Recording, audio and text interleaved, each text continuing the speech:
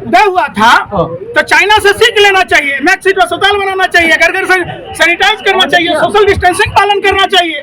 WHO के चेतावनी के बावजूद देश का निकम्मा निठल्ला प्रधानमंत्री दिल्ली में घर घर चुनाव का पर्चा बांट रहा था। क्या दिल्ली का चुनाव बाद में नहीं हो सकता था?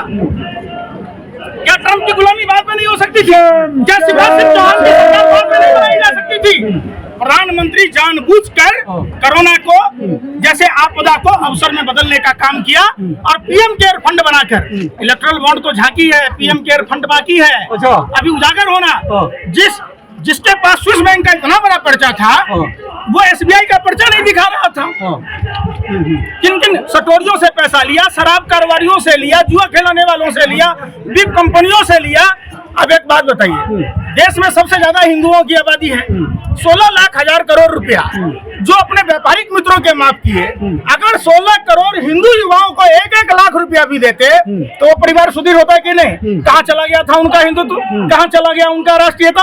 वो 16 लाख करोड़ रुपया अगर किसानों के माफ कर देते, हिंदू किसानों के माफ कर देते, आप उस 16 लाख करोड़ रुपया से 400 की सिलेंडर 20 साल तक दे सकते थे। प्रधानमंत्री जी, आप उस 16 लाख हजार करोड़ रुपए से अरे भैया हमें हमारा वही बुरा दिन लौटा दीजिए 2014 से पहले वाला। आप समझिए। अच्छा, और 70 सालों में कांग्रेस ने लूटा, 70 साल पहले आ गया होता तो निश्चित हो गया होता। 4,000 का सिलेंडर मिल रहा होता।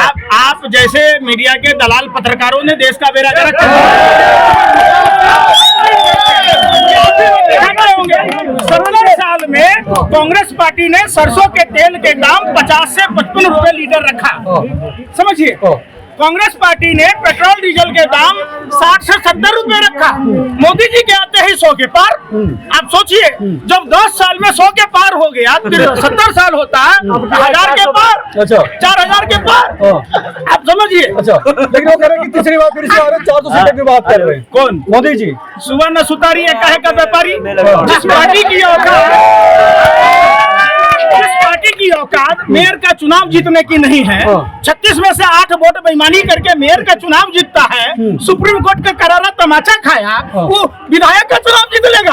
और दूसरी बात, भाइयों बहनों मित्रों, ये शंकरराव चौहान के बेटे अशोक चौहान है, सेना की विधवाओं के नाम पर घोटाला किया, तो राज्यसभा में किस चक्कर बनाने के लिए भेजा? आप बताइए एक बात, क्या अब अच्छा वही पीयूष गोयल है, पीयूष गोयल साथ में बैठे होते हैं, कहते हैं हम परिवारवाद खत्म कर देंगे। अरे भैया, कांग्रेस में रहता है तो माता पिता जन्म देता है, भाजपा में क्या आसमां हवा में से आ जाता है क्या? अरे आप तो ऐसे हो जाते हैं कि पापा जी की बुराई हो रही है, बातें काट देते हैं बिल्ली की तरह। बिल्ली यूं ही बदनाम है। सुनिए पहले बात, वही अशोक चौहान को भारतीय जनता पार्टी ने राज्यसभा में भेजा, वही शुभेंदु अधिकारी को भारतीय जनता पार्टी ने नेता प्रतिपक्ष बनाया, वही हेमंत बिश्व शर्मा को CM बनाया। अजीत चक्की पिसिंग। अरे भैया, आपने बिल्ली को दूध की रखवाली दे दी। आप अजीत पवार को मंत्री बना दिया, वित्त मंत्री बना दिया, भ्रष्टाचार खत्म हो गया। ये भ्रष्टाचार को भी बख्शा नहीं जाएगा, बोल रहे मोदी जी लगातार 10 सालों से। जिसके हाथ में है भाजपा का झंडा, समझो वो भ्रष्टाचारी, बलात्कारी या तो गुंडा। ये मणिपुर पर बात नहीं करते। ये सोने की बात कहते हैं, मंगलसूत्र की बात। अपनी मंगलसूत्र की कीमत तो अदा नहीं कर पाए। आज भी बेचारी यशोदाबेन न सुहागन है, न विधवा है, न कुमारी है। हिंदू धर्म में मंगलसूत्र गले में बांध देना, मांग में सिंदूर भर देना, नरेंद्र बाबू क्या जाने 2 चुटकी सिंदूर की कीमत, क्या जाने अग्नि के 7 फेरों की कीमत, क्या जाने मंगलसूत्र की कीमत। सोना की कीमत क्या थी? और 2024 में सोना की कीमत 72,000 रुपया हो गया। अगर ये 70 साल होते तो 4,000 रुपए होता, 72 लाख रुपए प्रति कैरेट होता। कैसे माता एवं बहने, देश की बेटियां मंगलसूत्र गले में लगाती? तो ये मोदी है तो महंगाई मुमकिन है, महंगाई मैन है ये। जैसे स्पाइडरमैन होता है ना, वैसे ही महंगाई मैन है। जब से आप सुनिए, देश की आबादी है 140 करोड़, 80% आबादी हिंदुओं की है। पूरे वर्ल्ड में 30 दिन का महीना होता है। प्रधानमंत्री एकलौता ऐसा 8वां अजूबा प्रधानमंत्री जो 13 महीने का साल बना दिया, 28 दिन पर रिचार्ज कराइए। और वो सबसे बड़ा मार हिंदुओं पर पड़ रहा है, और वो हिंदुओं की बात कह रहे। जैसे कालनेमी और रावण अगर भगवा वस्त्र नहीं पहनता तो माँ सीता का अपहरण कर पाता है। माँ सीता झांसे में आती तो देश का आवाम भाजपा ने चूंकि हिंदुत्व की बात की, लोग झांसे में आ गए और सबसे ज्यादा हिंदू ठगे गए। 30 लाख सरकारी पद खाली है, अगर वैकेंसी भरी जाती तो 25 से 28 लाख हिंदू युवा जाते। कौन जिम्मेदार है? मोदी जी को नहीं पता है, बाल ना बच्चा नींद पर अच्छा, आगे नाथ न पीछे मोदी जी के बच्चे होते तो मोदी जी को यह पता होता कि बच्चों की परवरिश कैसे की जाती है, पेट काटकर मन सुखाकर अपनी सारे शौक अरमान को तिलांजलि देकर बच्चों को कैसे पढ़ाया जाता है। वो कह रहे हैं कि तीसरी बार हम प्रधानमंत्री बनने जा रहे हो, विकसित भारत का संकल्प लेके आगे जाएंगे। आप बता रहे हो कि भैया शुक्र है ये 18 घंटा का नाम बोले, 24 घंटा का नाम नहीं बोले। तीसरी बार आएंगे तो हम हमारी चड्डी बिक जाएगी, हम पेड़ के पत्ते पहनने लगेंगे, आज हम पत्थरों को घस घस के चूल्हा जलाएंगे। बदलाव जरूरी है, देश ने तय किया है, आप समझ लीजिए। बदलाव होने वाला है 100%। लहर भी होगा, ललकार भी होगा और भारतीय जनता पार्टी के लोग झोला उठा के फरार भी होगा, आप समझ लीजिए। अच्छा, तो 24 में फिर कौन? मोदी जी ने कौन नेता कौन है देश? अच्छा, आप निठल्ला है, आप में काबिलियत नहीं है। 2014 से पहले मोदी को कोई जानता था? अरे ये भारत ज्ञानियों की धरती है, क्रांतिकारियों की धरती है, एक से एक वीर हैं, आप समझिए। आपने तो ऐसा कर दिया, उस आदमी की बात कह रहे हैं जो गधे से प्रेरणा लेता हो, जो गोरखनाथ, गौतम बुद्ध और सबके साथ में चाय पीता हो, गुरु नानक देव जी के साथ में, बताइए। अरे ईश्वर का अवतार बता रहे हैं लोग उनको, मोदी जी को। आप बता रहे हो कि पता नहीं क्या क्या उनके ऊपर आरोप लगा रहे हो। कौन लगा रहा है? ईश्वर के आरोप बता रहे लोग। ये मोदी जी सनातन हिंदू धर्म के अपमान करने वाले लोग हैं। ये कहते हैं राम को लाए हैं, जब आप अपने बाप को नहीं ला सकते, आपके माता पिता ने आपको लाया है। और प्रभु श्री राम को राजा दशरथ माता कौशल्या ने लाया है। भाजपा के नेता जेठ हैं, ये अपने बाप से बड़े हैं, ये कैसे ला सकते हैं भगवान राम को? आप एक बात बताओ, क्या कहते हैं हर हर मोदी घर घर मोदी, हमारे महादेव की तुलना हो सकती है?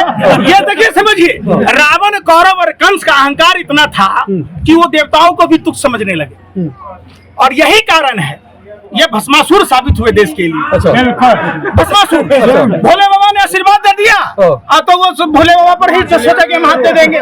देश की जनता ने इनको आशीर्वाद क्या दिया, ये देश की जनता को निगल रहे, सीधी सी बात है। तो 24 में कुल मिला के परिवर्तन आंदोलन करने वाले निश्चित तौर पर। अच्छा, हिमाचल देवताओं की भूमि है, सनातन परंपरा।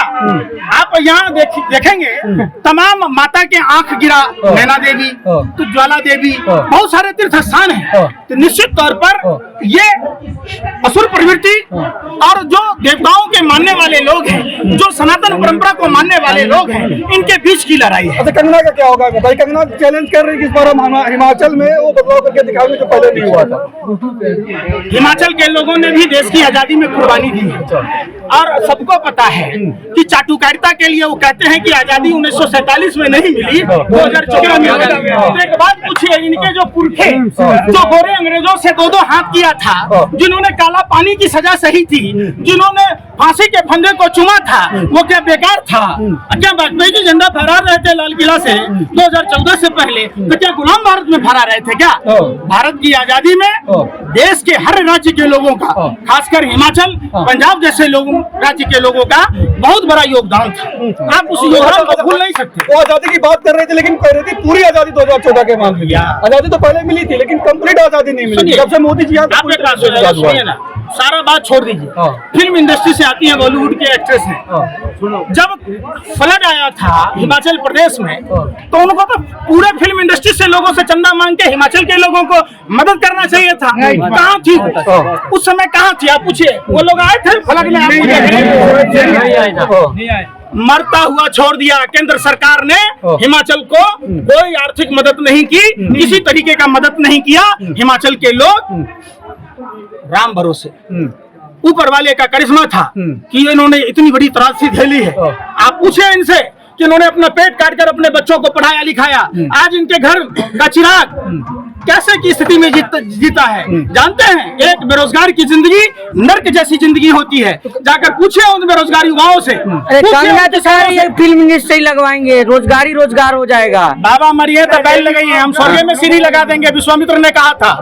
लेकिन त्रिशंकु कर्मनाशा नदी में डूबना पड़ा, और ऐसा अछूत हो गया कर्मनाशा नदी कि उसका पानी कोई नहीं पी पा रहा है। हिमाचल को नंबर 1 बनाने की बात कर रही हो, नंबर 1 बनाएंगे हिमाचल को। खबर कीजिए, राजा वीरभद्र सिंह ने हिमाचल को बहुत संवारा। अच्छा, आज नंबर 1 बनाया। फिर उनके बेटे जब मंत्री बनेंगे केंद्र में, फिर संवारेंगे। इसमें परेशानी की कोई बात ही नहीं है।